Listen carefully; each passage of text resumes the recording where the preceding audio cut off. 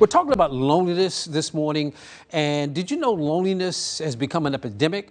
Surgeon General says loneliness poses health risks as deadly as smoking 15 cigarettes a day.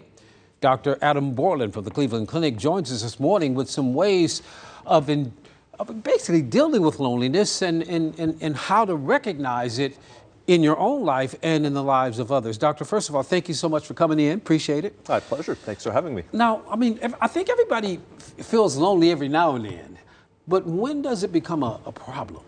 Loneliness is a universal human emotion, right? We all feel lonely at times. I think we have to really recognize, though, when is that desire for human contact, right? We're social creatures, and when we don't have that opportunity, that's where loneliness comes into play. Okay, what causes it? Just a lack of friends, or what can cause a severe loneliness? Yeah, it's that sense of isolation. Okay. It's that sense of disconnect. I really want to connect with others. However, there's something preventing me from doing so. And certainly during the pandemic, we saw more of those rates than ever. Yeah.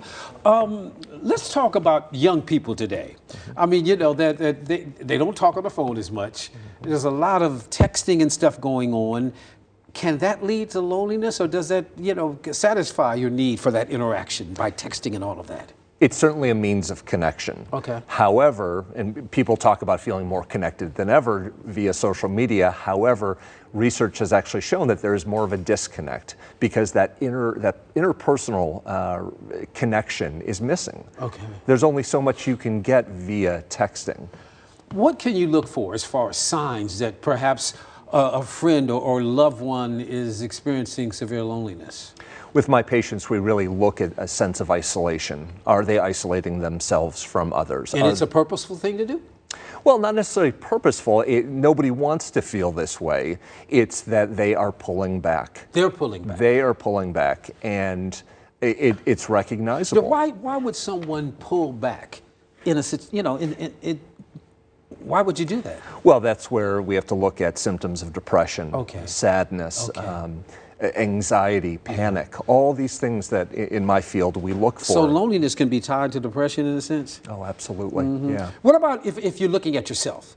I mean, what are the warning signs of, you know, that I'm feeling, okay, something's not right? Sure. Patients will often talk about that feeling of, you know, something used to be really enjoyable to me. I used to engage, and now I just don't have the interest.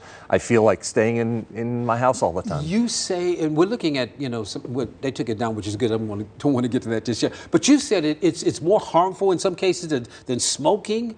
I mean, what are some of the health effects as far as loneliness is concerned? Well, we certainly know the effect that stress has on the body, and loneliness is extremely stressful. Okay. And we don't necessarily take care of ourselves the way we should. And that stress leads to?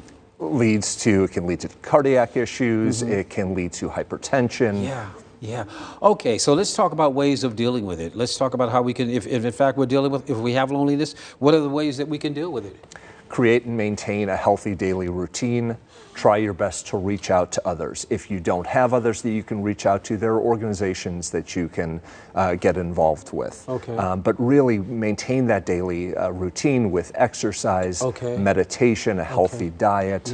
Focus on gratitude, the things you're thankful for. Focus on gratitude. But the key is just that interaction, right? At least a few times a day, right? Don't want to sit in the house all day long and that kind of thing. Huh? As best we can. Try and get out where others are hanging out.